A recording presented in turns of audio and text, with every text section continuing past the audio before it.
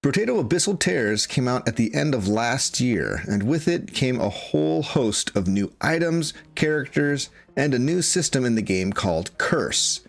I wanted to talk about it because Curse has a huge impact on the game. Curse can be obtained in a few different ways. Many characters such as the Sailor and the Creature start with some Curse.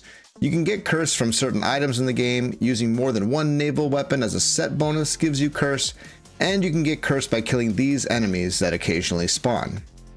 Curse impacts the game in a couple ways. First, the higher your Curse, the more likely an enemy will spawn as a cursed enemy, having increased stats and indicated by a purple outline.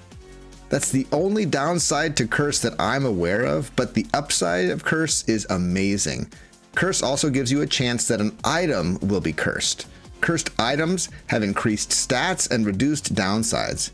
If you find a cursed weapon, it will deal much more damage than its non-cursed counterpart. So I just wanted to take a second to point out the differences in the cursed weapons versus a regular weapon. So this is a regular purple blunderbuss, does 51 damage. The scaling with range damage is 125%. Pretty good.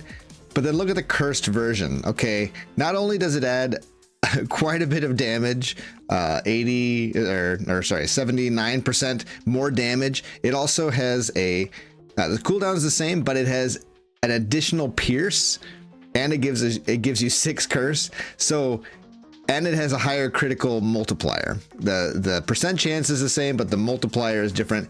So having curse on your weapons is absolutely bonkers.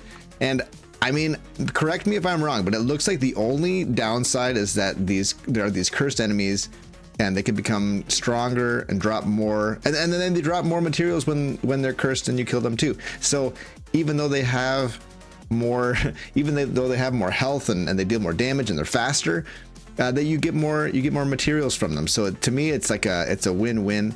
Obviously, items have a much lower chance of being cursed than enemies, and that kind of makes some sense. But yeah, the curse stat is totally bonkers and definitely worth getting.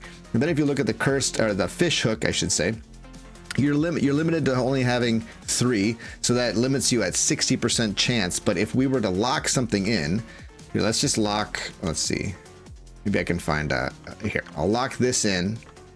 And it gives it a chance that it'll be, let's lock those 2 in actually. Yeah, let's lock that in as well.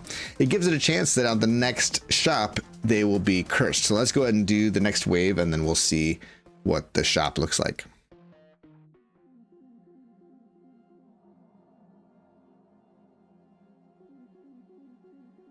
I should point out too, these weapons like the blunderbuss that reload their attack when you pick up material, it's a good idea to get something like the long tongue or something that makes it so it's easier to pick up material, because sometimes you find yourself kind of starved for material. But yeah, pick up the long tongue, see if it helps.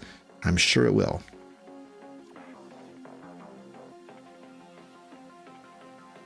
All right, so look at this. We got the blunderbuss leveled up, or we got the blunderbuss cursed. So we'll now have 2 different cursed items, 2 different cursed guns. So 27 versus 37. And I think it looks like it's random what that percentage is of the range damage. Let's go ahead and purchase this, and we'll compare compare the 2 together. Okay, so one is 213, one is 204.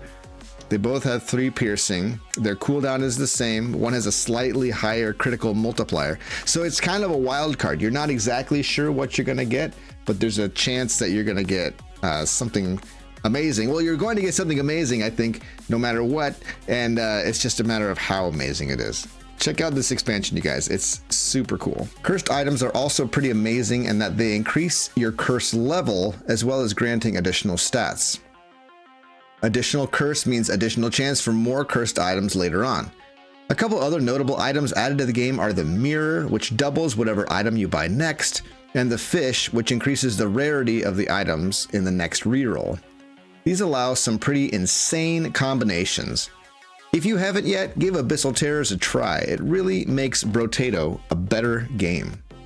What are your favorite new items from the expansion? Let me know in the comments below. Thanks for watching, and we'll see you in the next video.